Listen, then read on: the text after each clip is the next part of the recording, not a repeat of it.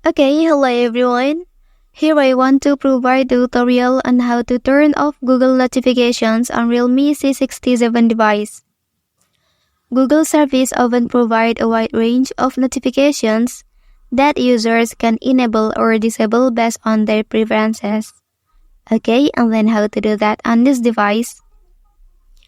Well, first thing first, open please the settings menu on your device. Okay, after that, please select apps option. Okay, and then in this page, you can click on see all apps here. Well, after that, scroll down please. And then, you can choose Google option.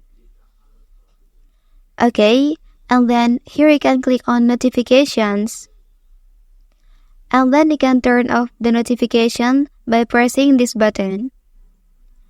Okay, and then by turning off the notification on the Google app, and then you won't receive notifications sent by Google anymore. Well, that's the tutorial on how to turn off Google notification on Realme C67 device. If you are helped by this video, don't forget to like and subscribe to get other information from this channel. Thank you.